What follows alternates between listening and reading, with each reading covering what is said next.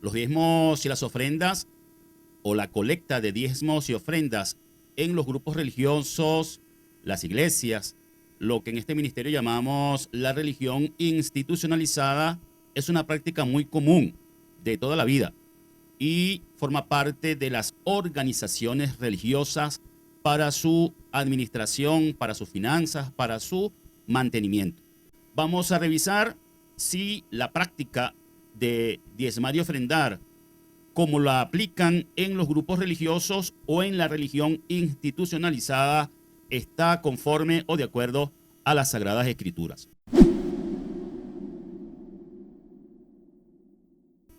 Saludos y bendiciones, bienvenidos todos a este su canal Casa de Restauración. Vamos a hablar ahora acerca de lo que son los diezmos y las ofrendas practicados en la religión institucionalizada, entiéndase en los grupos religiosos, en las instituciones religiosas. En la primera parte de este tema estuvimos hablando sobre todo de la definición de lo que es un ministerio de acuerdo a las Sagradas Escrituras y entramos en el tema del sostenimiento, cómo se sostiene, cómo se mantiene un ministerio, cualquier ministerio bíblico. Estamos hablando lógicamente del ministerio bíblico. Este es un canal y este es un ministerio de enseñanza bíblica. Somos de fe bíblica y nos basamos en la Biblia, en las Sagradas Escrituras para nuestra fe y nuestra enseñanza. Así que vamos a pasar seguidamente, para no perder mucho tiempo, al tema y vamos a colocar nuestro documento en pantalla.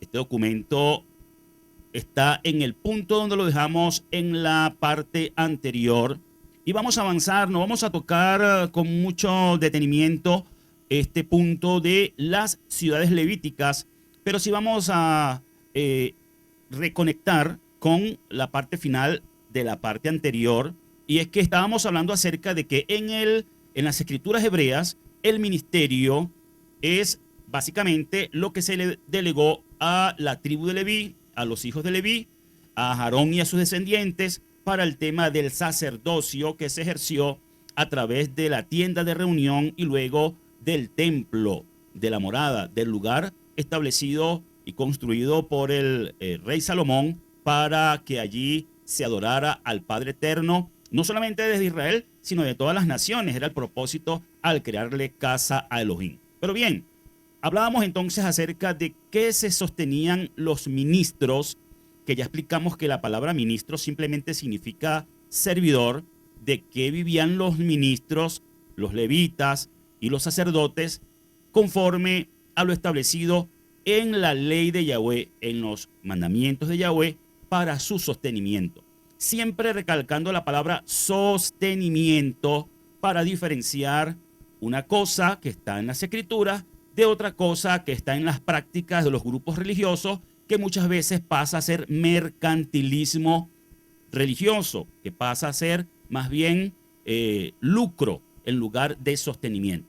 Entonces, vamos a leer esto rápidamente. En la enumeración que sigue, en Números 35 del 1 al 8, se concede a los de la tribu de Leví 48 ciudades repartidas en el territorio de las otras tribus, con su término para pasto de las bestias que podían poseer. Esta disposición teórica era difícil de cumplir en la práctica. De estas 48, 6 deben estar abiertas como ciudades de refugio para los homicidas involuntarios. La distribución de estas 48 ciudades levíticas debe ser proporcional y justa conforme al número de habitantes de cada tribu.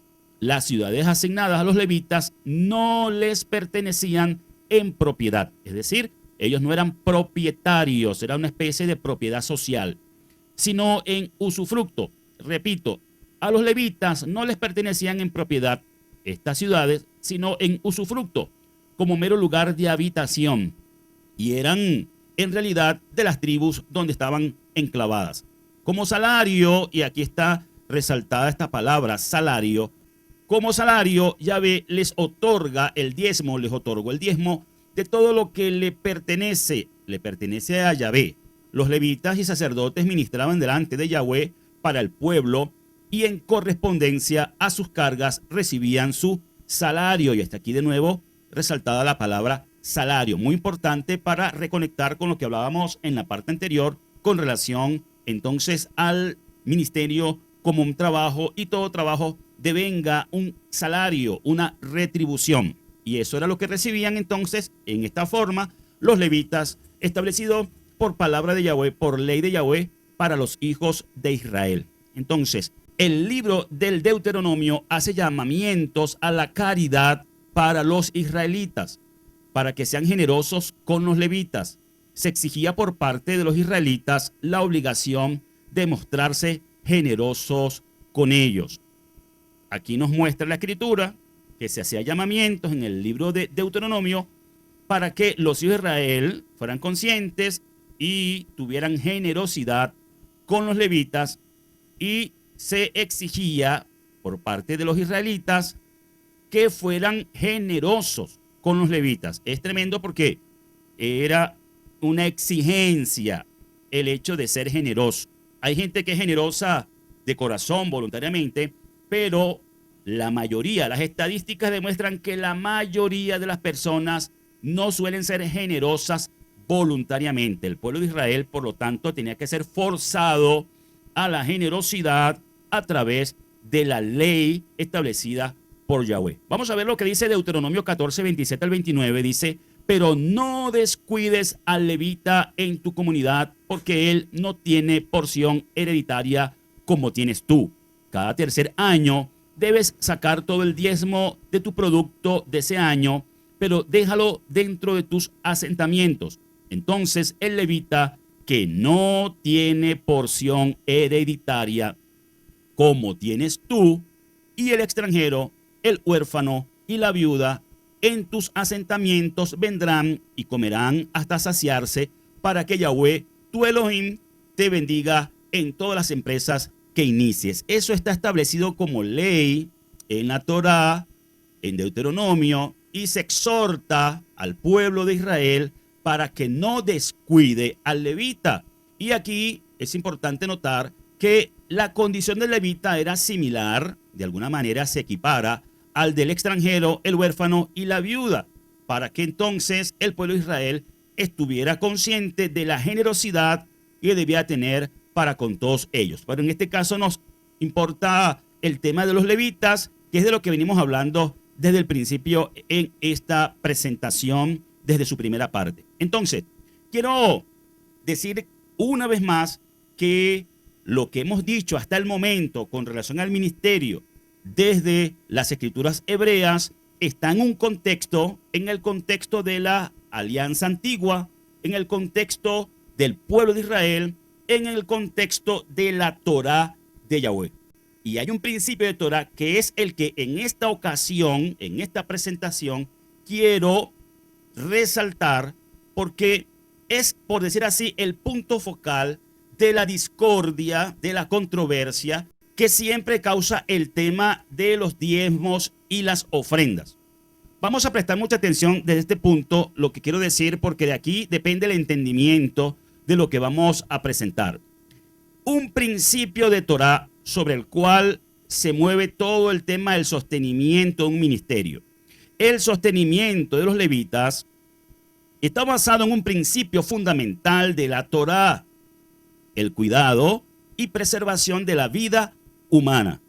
Esto se deriva del carácter amoroso de Yahweh para con su creación y en especial para con sus siervos. De acuerdo con la Torá, Yahweh establece una relación de trabajo, y aquí vamos a resaltar esta palabra trabajo, porque hemos explicado desde el principio que el ministerio debe ser comprendido como un trabajo, que es lo que yo he encontrado en la experiencia de que se dificulta que inclusive dentro del pueblo religioso, dentro del contexto religioso, se comprenda que el ministerio es un trabajo. Entonces, Yahweh establece una relación de trabajo con, en el caso de el primer pacto, con los levitas, donde ellos vienen a cumplir la función de trabajadores, y él, Yahweh, asume el rol de patrono.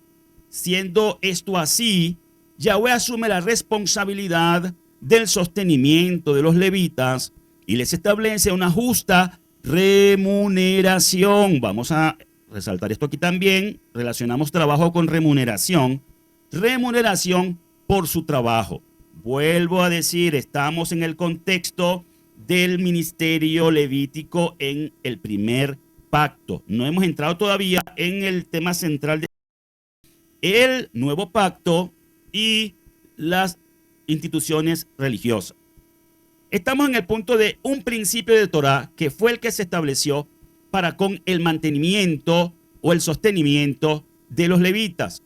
Vamos a ver estos principios de Torá, préstenle mucha atención, porque si en las instituciones religiosas se basaran en estos principios, en lugar de los versículos que hablan de los diezmos para sus colectas y sus finanzas, tendría más sentido y más fundamento bíblico lo que hacen, que ya he adelantado que no está de acuerdo con las Sagradas Escrituras.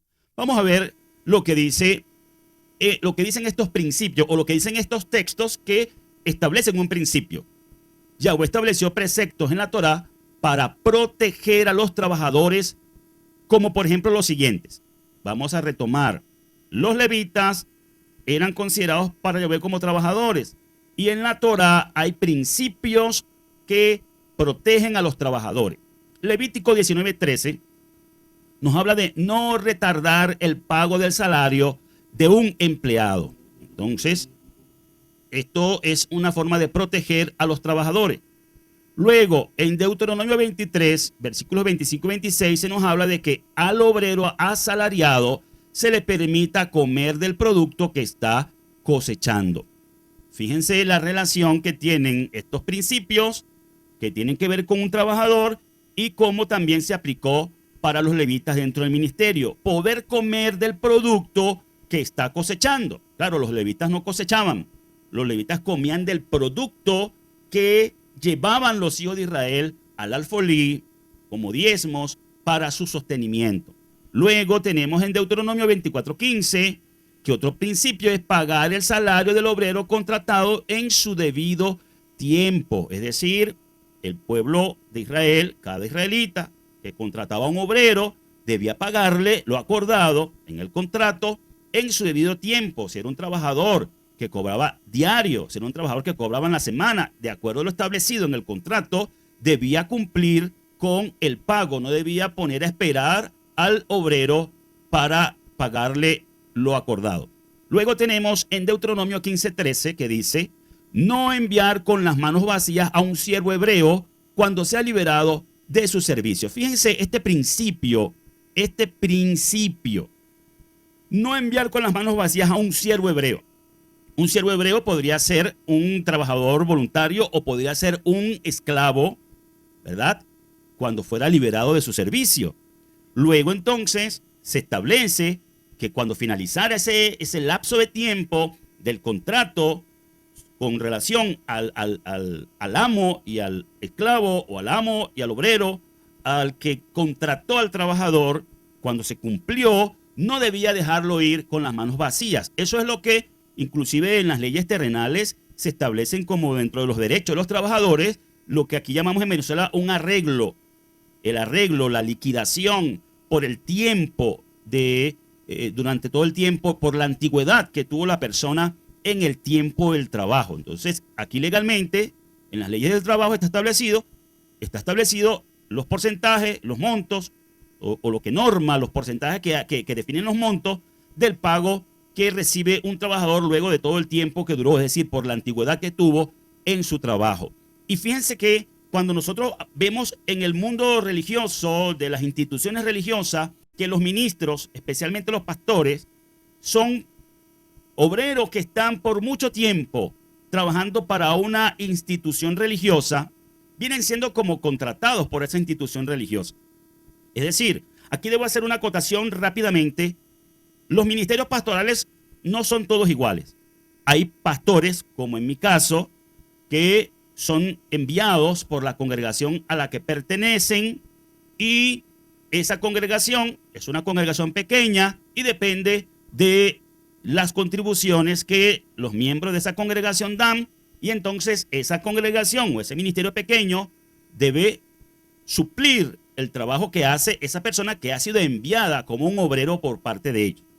Pero hay organizaciones religiosas grandes que llaman federaciones, confederaciones, organizaciones internacionales, etcétera, movimientos grandes que manejan a los ministros como un personal, como una empresa que pues tiene muchos trabajadores.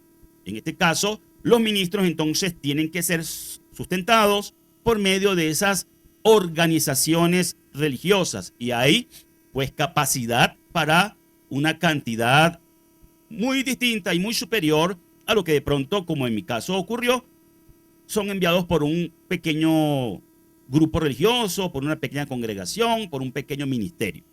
Luego entonces vemos que hay pastores, sobre todo humildes, hay ministros, maestros de la escritura, que han durado años o han entregado toda su vida desde jóvenes. Como en mi caso yo comencé bastante joven. Hay hombres de Elohim, siervos de Yahweh, que han sido llamados al ministerio, se han entregado al ministerio desde la juventud hasta la ancianidad y cuando terminan en el ministerio, bien sea por la razón que sea o por la edad, ya tienen que retirarse del ministerio. Resulta que no hay establecido una especie de pensión, una forma de qué va a vivir esa persona luego de que termine su trabajo en el ministerio. Quizás en las organizaciones grandes, pudientes, puede ser que tengan establecido esto para los ministros que por muchos años han estado en el ministerio y ya finalizan su tiempo, así como cualquier trabajador que sale por antigüedad del trabajo, de su profesión, y entonces queda devengando una pensión, no sé cómo le llamen en otros países, aquí en Venezuela se llama pensión, y tienen de qué vivir por medio de esa pensión establecida por el Seguro Social establecido en este país. Pero en los grupos religiosos, y lo digo por experiencia, muchos, la mayoría creo, no establecen este tipo de cosas. La gente entrega toda su vida a un ministerio, desde joven hasta anciano, por ejemplo. Llegan a viejo, tienen que salir del ministerio por la antigüedad y ahí terminó todo. Esa persona muchas veces queda enferma, viejo, anciano y sin ningún tipo de sustento porque ya dio toda su vida, todo su vigor, toda su energía en un ministerio y no tiene sino las manos vacías al finalizar su servicio. Eso a mí me parece triste y quiero en este punto comentarles que es una de las cosas que yo pienso y que es una de las razones por la que yo decidí renunciar al pastorado, al ministerio pastoral y dedicarme exclusivamente al ministerio de enseñanza, porque me veo en ese espejo de otros que han llegado a viejo y han terminado con las manos vacías. Entonces yo quiero seguir en este ministerio de enseñanza, pero con la mente puesta en que el tiempo sigue pasando, nos estamos haciendo viejos y de qué vamos a vivir después de finalizado el servicio en el ministerio. Creo que es buena pregunta. ¿Ustedes qué piensan? ¿De qué vive un ministro, una persona que dedicó su vida al ministerio? ¿De qué vive después que ya finaliza su servicio en el ministerio? Por último, tenemos en Deuteronomio 25:4 que dice no poner bozal a una bestia mientras esté trabajando en un producto que puede comer y disfrutar. Este texto realmente no es literalmente dirigido a la persona trabajadora, pero demuestra la gracia y sobre todo para aquellos que dicen que en la ley de Yahweh no hay gracia, que la ley y la gracia son dos cosas opuestas. Aquí vemos la gracia del Padre en la ley de Yahweh que entregó por medio de Moisés en cuanto a cómo protege al trabajador y también inclusive a la bestia que era utilizada para el trabajo, que no se le colocaba bozal, que no se le pusiera bozal para que pudiera comer mientras estaba trabajando de lo que había en la tierra. Si Yahweh tiene cuidado de las bestias, cuanto más de un ser humano y sobre todo de un servidor de Yahweh. Aquí es importante hacer notar que resulta lógico pensar que si Yahweh estableció estas normas, entonces Él sería el primero en cumplirlas. Es por eso que exhorta al pueblo de Israel a cumplir con la porción del levita. Ya vemos entonces el principio, ¿no? Espero que se haya logrado entender. Preservación de la vida humana, protección del trabajador, llamamiento y exhortación a la generosidad, llamamiento y exhortación al pueblo de Israel para que tuviese generosidad con los que él había establecido en el ministerio. Ahora bien, vamos ahora sí a entrar en el tema del nuevo pacto.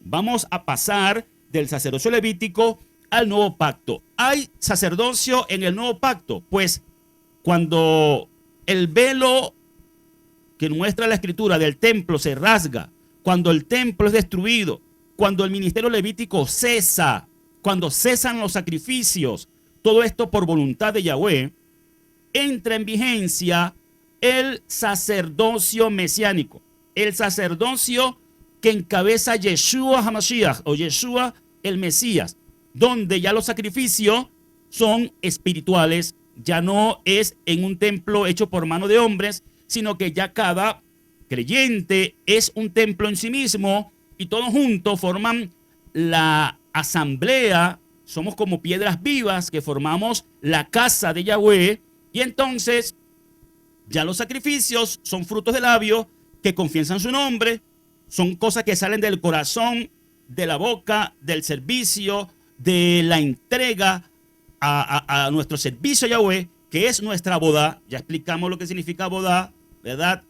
Es nuestra adoración que se traduce como servicio. Entonces, con la llegada de Yeshua, su ministerio terrenal, su sacrificio expiatorio y luego su ascensión al cielo, se inicia una transición de un modelo de sacerdocio a otro.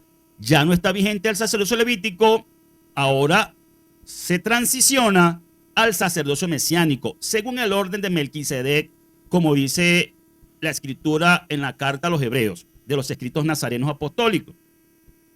El sacerdocio levítico estaría siendo desplazado y superado por el sacerdocio mesiánico al ser constituido Yeshua como sumo sacerdote y a través de él se establecerían nuevos ministros, servidores de Yahweh.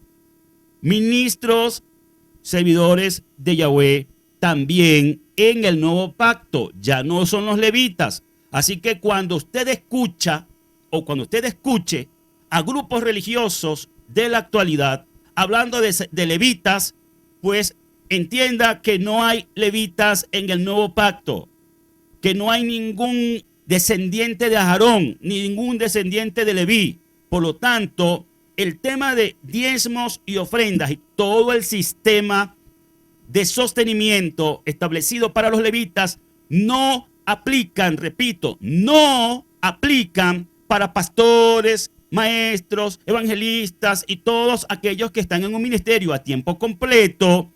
No aplica ese modelo, porque ese modelo es del sacerdocio levítico que cesó, lo cual no significa que no haya un sacerdocio en vigencia, que es el sacerdocio mesiánico, y que no haya un sistema de sostenimiento para ministros servidores de Yahweh en el nuevo pacto, que es la gran discusión que por siglos ha habido y que considero yo que ha habido esa gran discusión por estar fundamentado en el punto equivocado. Vamos a continuar adelante. Esta transición no se realizó de forma brusca, sino progresiva. Estamos hablando de la transición del sacerdocio levítico al sacerdocio mesiánico. Y mientras duró el templo en Jerusalén, ambos sacerdocios estuvieron coexistiendo en forma paralela. Un dato importante, mientras el templo estuvo en pie, pues el sacerdocio se mantenían ambos en vigencia, los levitas y los ministros del nuevo pacto. Pero hasta que mediante la invasión romana finalmente cesaron los sacrificios y se puso fin al sacerdocio levítico, quedando en total vigencia el sacerdocio mesiánico. ¿Qué es lo que está en total vigencia hasta el día de hoy? Desde la destrucción del templo hasta el día de hoy está en vigencia el sacerdocio mesiánico según el orden de Melquisedec, que encabeza nuestro maestro, nuestro Mesías, Yeshua, el hijo de Elohim. Ahora bien, es muy importante ver que el ministerio no se detuvo, sino que sufrió un cambio de forma y norma. Vamos a seguir resaltando cosas importantes. el ministerio, el sacerdocio levítico no es el que está vigente, pero sí hay un ministerio y un sacerdocio vigente, que es el que establece el Padre a través de Yeshua, pero con un cambio de forma y norma. Ya no habría sacrificios de animales ni los rituales levíticos, pero continuarían los sacrificios espirituales en forma de alabanza y servicio a Yahweh. Ya no habrían sacerdotes y levitas, pero continuarían habiendo servidores de Yahweh. Por tanto, es en Yeshua y de él en adelante que se constituyen nuevas formas de servicio o ministerio para Yahweh, tal como se nos dice por medio de Pablo en la carta a los Efesios, en el capítulo 4, versículos 11 y 12, que dice: y él mismo constituyó a unos enviados, a otros profetas, a otros proclamadores de la buena noticia y a otros pastores y maestros, a fin de capacitar a los consagrados para la obra del ministerio, para la edificación del cuerpo de Mashiach. Estos son los que ejercen la obra del ministerio. Por lo tanto, son los ministros del nuevo pacto, de la nueva alianza en Yeshua HaMashiach. Para esto vamos a hacernos algunas preguntas de diagnóstico que son realmente preguntas retóricas para la reflexión. Vamos a hacernos algunas preguntas. Número 1. ¿Está vigente el ministerio de la asamblea hoy? ¿Qué dicen ustedes? El ministerio de la asamblea en Yeshua, de la asamblea mesiánica, de la asamblea de Yahweh en Yeshua, ¿está vigente? Número 2. ¿Están vigentes los preceptos de Torah que norman las relaciones de trabajo? ¿Están vigentes? En este punto me refiero más que todo a los creyentes en raíces hebreas, porque regularmente entre los cristianos pues creen que toda la Torah está abolida. Entonces pregunto a los creyentes en raíces hebreas que creen que la Torah está vigente, pregunto: ¿están vigentes los preceptos de Torah que norman las relaciones de trabajo, esas que establecen el principio de la preservación de la vida humana y que protegen al trabajador? ¿Eso está vigente? Número 3. ¿Qué se exigía de un levita? Vamos a hacer ahora un paralelismo. Presten atención. Vamos a hacer un paralelo entre el levita y el ministro de Yahweh en Yeshua. ¿Qué se exigía a un levita? Según Números 18:6, dice: por esto yo tomo a tus compañeros levitas de entre los israelitas. Ellos se te asignan a ti en dedicación a Yahweh para hacer el trabajo de la carpa de reunión. ¿Qué se exigía de los levitas? Dedicación a Yahweh.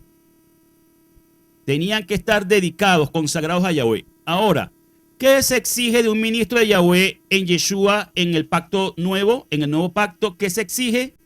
De acuerdo con 1 Timoteo 3, del 1 al 7, se nos dice que debe ser irreprensible y apto para enseñar. Irreprensible y apto para enseñar. Por un lado a los levitas, dedicación. Por otro lado a los ministros en Yeshua, irreprensibles, aptos para enseñar. Pregunta número 5. ¿Un ministro no es un trabajador de Yahweh? Es decir, un ministro en el nuevo pacto no es un trabajador de Yahweh. Número 6. Un ministro no tiene derecho a sostenimiento, salario, pago, remuneración conforme a las escrituras. Un ministro no tiene derecho a comer y a beber y a vestir, a sostener en su casa, su esposa, sus hijos, su familia, su hogar. Son preguntas retóricas, vuelvo y repito. Estamos en el paralelismo entre el sacerdocio levítico y el sacerdocio mesiánico, los ministros levitas y los ministros del nuevo pacto. Este es un principio, además de Torah, de ley natural, y fue mencionado por el apóstol Pablo. Es decir, mis estimados hermanos, ya hemos dicho que Yahweh tuvo que establecer por ley y exhortar al pueblo de Israel a la generosidad para que de alguna manera el pueblo fuera movido a cumplir con la ley. Pero aparte de la ley de Yahweh, hay una ley natural del ser humano, de la vida humana, que explica Pablo aquí en su carta a los Corintios, en el capítulo 9, entre los versículos 3 y 14. Presten atención a este pasaje de las Escrituras, donde dice: esta es mi defensa contra todos los que me cuestionan. Hasta el mismo Pablo era cuestionado por este tema.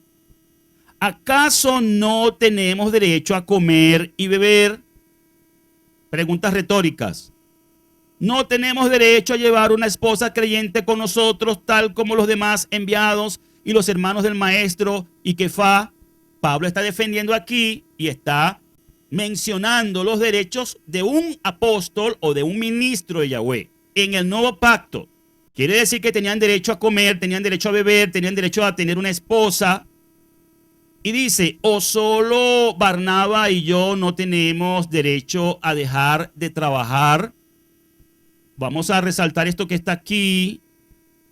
No lo estoy diciendo yo, lo está diciendo Pablo a los Corintios. Dice: o solo Barnaba o Bernabé y yo no tenemos derecho a dejar de trabajar. Solamente nosotros, es decir, todos los demás enviados tienen derecho a dejar sus trabajos seculares. Se está refiriendo a dejar de trabajar en lo secular, no a dejar de trabajar en términos generales, ¿no? Porque ya dije, y este es el principio que hemos establecido desde el principio de este tema, que el ministerio es un trabajo. Entonces, aquí se sobreentiende que Pablo está diciendo que los ministros, apóstoles y ministros del nuevo pacto trabajaban en el ministerio y tenían derecho a dejar de trabajar en otras ocupaciones y dedicarse a tiempo completo, tal como lo hacían los levitas en el primer pacto, dedicarse a su ministerio. Entonces, Pablo dice y deja entrever que un derecho de los enviados, apóstoles, ministros, era dejar de trabajar en otras ocupaciones y trabajar en el ministerio. Ahora, mira las reflexiones, que es lo que yo hablo de la ley de vida, que aquí Pablo esgrime. Dice: ¿quién presta jamás servicio de soldado a sus propias expensas? Es decir, ¿qué gobierno pone a cumplir servicio militar a un ciudadano de su país y le pide que se sostenga el mismo, que busque su alimentación, que busque su apresto, que busque su uniforme, que todos los implementos que se requieren para un servicio militar lo sufrague él? A nadie se le ocurre eso. ¿Quién presta jamás servicio de soldado a sus propias expensas? Pues el gobierno, que es quien pone a cumplir el servicio militar a un ciudadano que lo hace soldado, es el que cubre todas sus necesidades. Luego dice: ¿quién planta una viña y no come de su fruto? Sería una cosa ilógica, una locura, sembrar un árbol frutal, un árbol que da fruto y que solamente lo tengamos de adorno. O sea, ese árbol lo vamos a sembrar, pero no vamos a comer de él. ¿A quién se le ocurre sembrar una viña y no comer de su fruto? Sigue diciendo: ¿quién apacienta el rebaño y no toma la leche del rebaño? ¿Será que digo estas cosas solo como hombre? Miren, estimados hermanos y amigos, yo aquí en este punto tengo que ponerme en un punto neutral. Están, por un lado, los que abusan de todo el derecho que establece la Escritura para el sostenimiento de un ministro. Pero por otro lado están los que abusan, juzgando y condenando a quienes están llamados a consagrarse a un ministerio, a quienes trabajan en un ministerio y quieren que sea semejante al que planta una viña y no come de su fruto, sea semejante al que tiene un rebaño y no toma de la leche del rebaño, sea semejante a un soldado que tiene que suplir sus propias necesidades en el ejército. Entonces dice: ¿estoy hablando como un hombre carnal, natural, o estoy hablando como un hombre espiritual? ¿Será que digo estas cosas solo como hombre? Es decir, estoy hablando en la carne. Es lo que Pablo más o menos trata de decir aquí. Y sigue preguntando Pablo: ¿no lo dice también la Torá? Ahí está el punto. Pablo evoca la Torá y allí es donde yo hablo del principio que se estableció para los levitas, el sacerdocio, el ministerio, que es el sostenimiento, la manutención, la preservación de la vida y el cuidado de un trabajador. ¿No lo dice también la Torá? Lo dice Pablo, dice: porque en la Torá de Moshe está escrito, y recuerden que la Torá de Moshe es la Torá de Yahweh, no hay dos Torá, una de Moshe y una de Yahweh. La ley de Yahweh es la misma ley de Moshe. Es decir, la ley de Yahweh es de Yahweh porque es el autor, la ley de Moisés es de Moisés porque es el mediador por medio de quien la entregó. Entonces, porque en la Torah de Moshe está escrito, no pondrás bozal al buey que trilla. Eso lo dice Deuteronomio 25:4. Y ya lo vimos en el punto donde estábamos viendo los principios o preceptos que establecen la protección del trabajador e inclusive la bestia, que no le debían de poner bozal para que pudiera comer del fruto de la tierra. Es decir, que hasta el animal que estaba trabajando la tierra tenía derecho a comer de esa tierra. ¿Es que Elohim se interesa solo por los bueyes? Pregunta Pablo. ¿O lo dice enteramente por nosotros?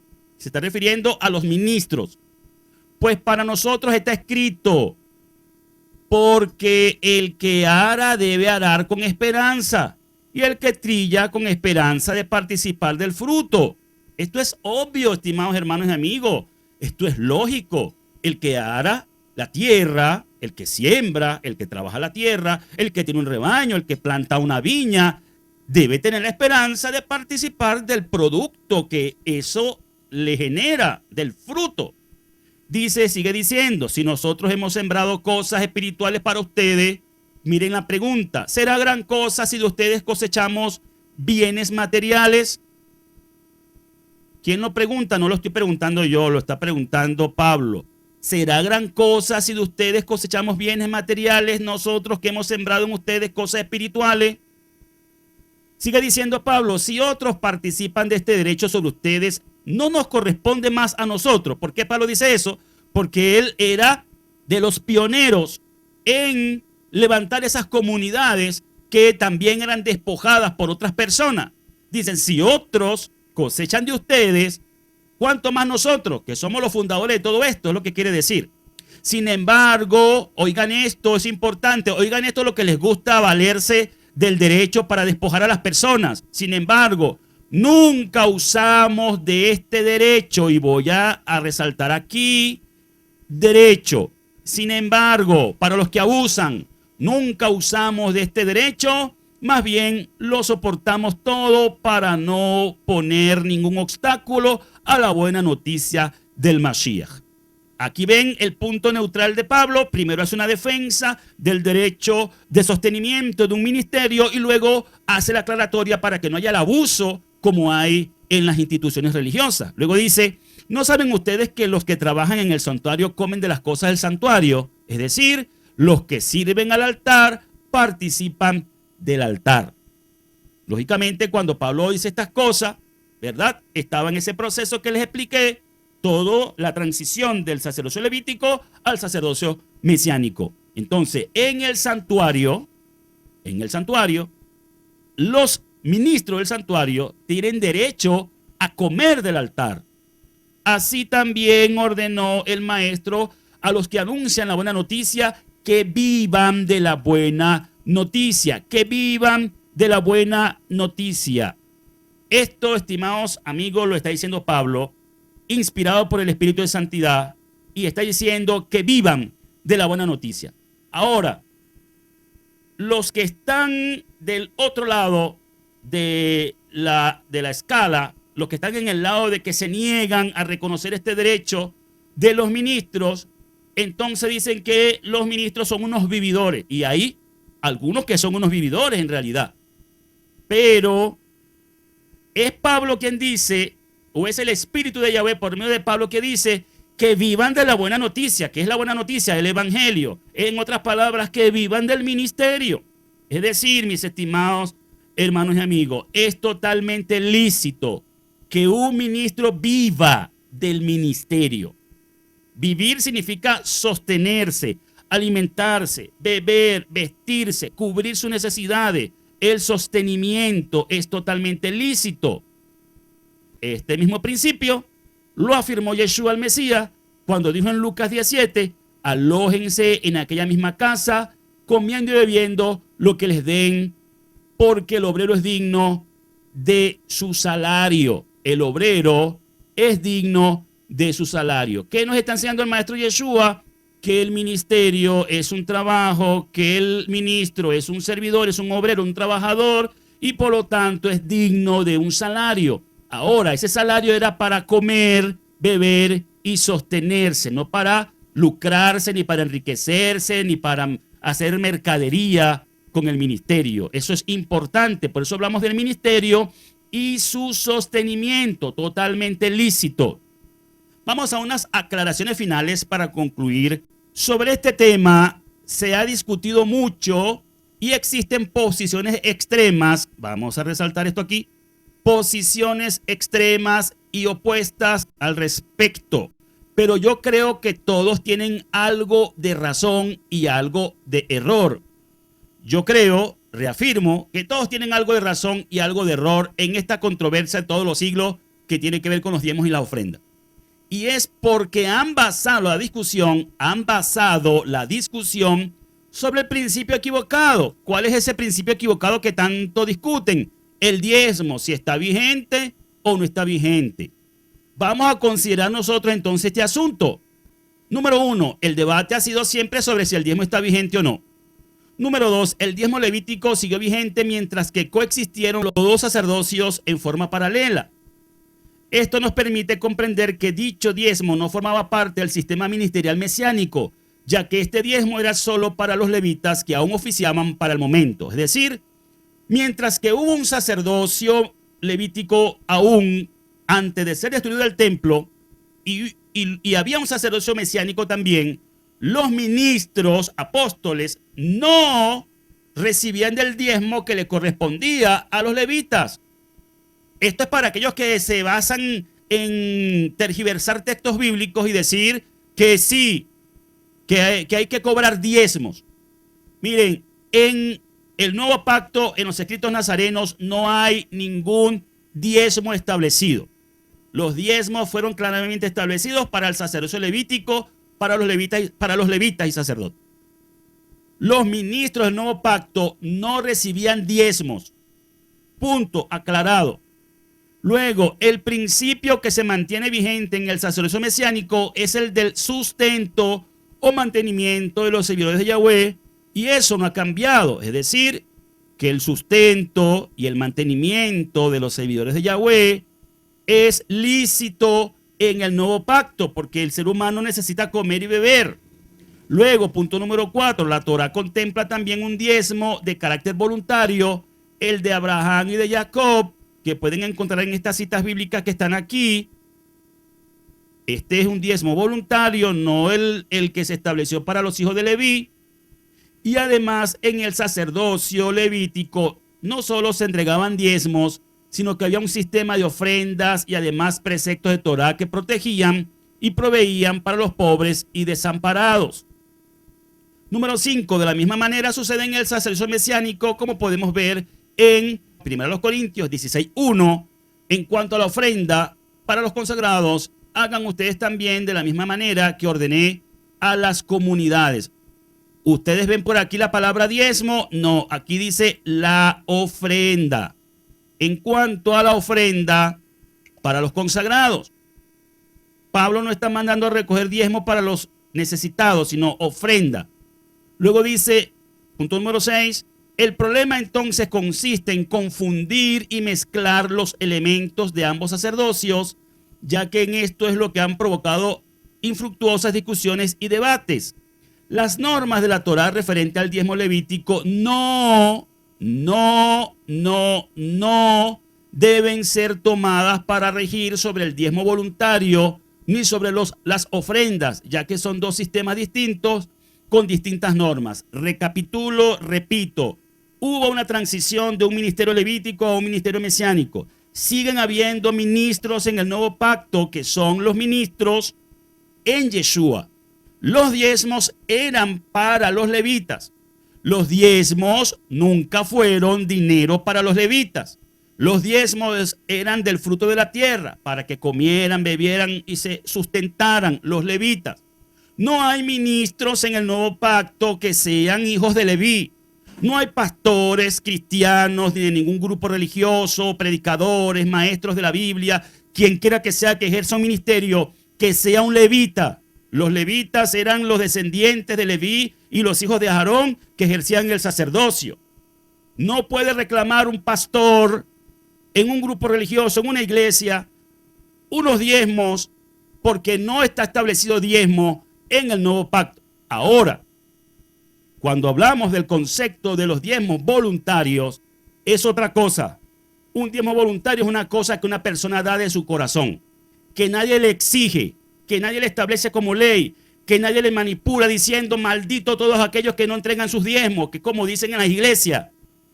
Mire, si usted es una persona que vive asustado y aterrorizado, diezmando en una iglesia cristiana o de cualquier grupo religioso, porque le dicen que si no está bajo maldición y que si no roba a Dios, falso de toda falsedad. La escritura cuando habla de diezmos y el texto de Malaquías que habla acerca de la maldición era para los hijos de Israel y para el sacerdocio levítico. No tiene nada que ver con las iglesias y los grupos religiosos, ni con la religión institucionalizada en este nuevo pacto en el cual nosotros estamos en Yeshua. Por lo tanto, lo que establece el modelo en el nuevo pacto es la ofrenda, las contribuciones, los aportes voluntarios. Nadie puede exigir por ley o por fuerza, por decreto, por lo que sea, obligatoriamente diezmos, ofrendas, contribuciones, donativos. Todo eso es voluntario. Tiene que salir del corazón. Y como sabemos que el corazón del hombre no está dado a ser generoso, por eso los grupos religiosos lo establecen como obligatorio para forzar a la gente a cumplir con sus obligaciones cuando se hacen parte de una organización religiosa. Finalmente, a raíz de estas confusiones, unos han juzgado y condenado como ladrones a los que no diezman utilizando textos fuera de contexto, mientras que otros han devuelto la acusación a quienes imponen el diezmo de forma obligatoria o a quienes reciben diezmo, juzgándolos de la misma manera, de ladrones, sin detenerse a pensar que tanto los unos como los otros también cometen el error de pasar por alto la misericordia de Yahweh. La misericordia de Yahweh, que es la que está establecida en el principio de la preservación de la vida humana. Así como es un error que algún pastor o ministro se crea levita, porque no hay levitas en el nuevo pacto, que se crea levita para poder así exigir los diezmos y las ofrendas de las personas de manera obligatoria. También es un error juzgar con dureza a quienes reciben el diezmo voluntario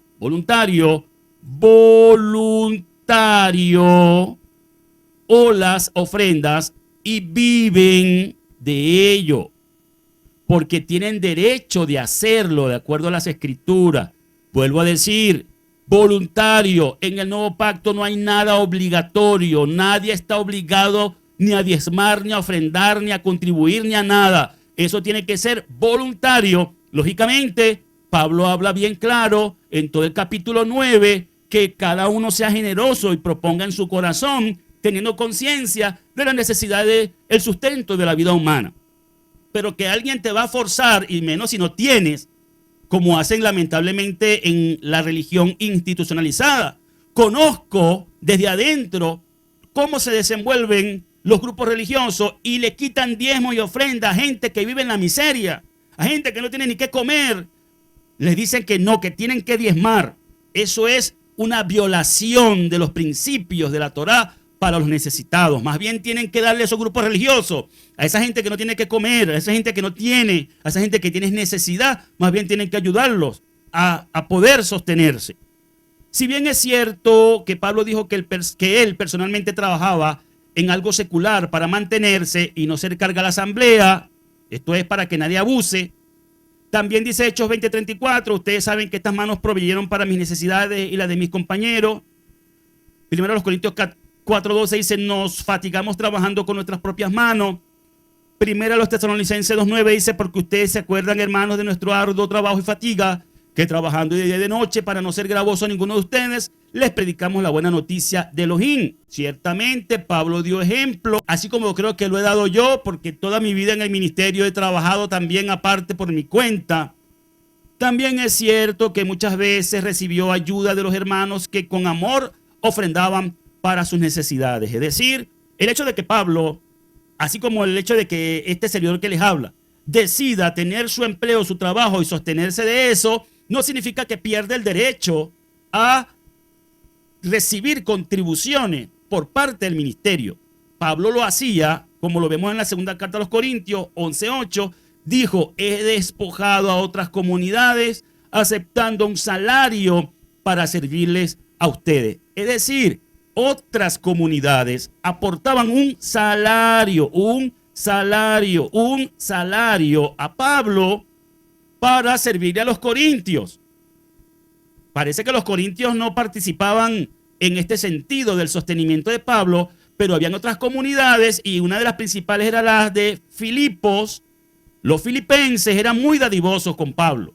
Lo vemos en el capítulo 4, versículo 16 de su carta a los filipenses, dice, porque aún a Tesalónica enviaron ustedes, los filipenses, para mis necesidades una y otra vez. ¿Qué diferencia entre los corintios y los filipenses? Finalmente, lo que debe importar por encima de todo es buscar la justicia y la misericordia de Yahweh. Justicia y misericordia. El punto central entre la justicia y la misericordia. Justicia, porque hay quienes abusan de este derecho, explotan a la gente que menos tiene.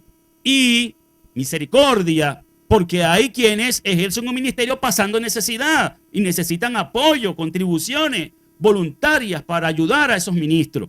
Entonces, justicia y misericordia es el equilibrio, justicia y misericordia de Yahweh, que consiste en preservar, voy a resaltar esto, preservar y sustentar la vida de sus siervos conforme al mandamiento apostólico.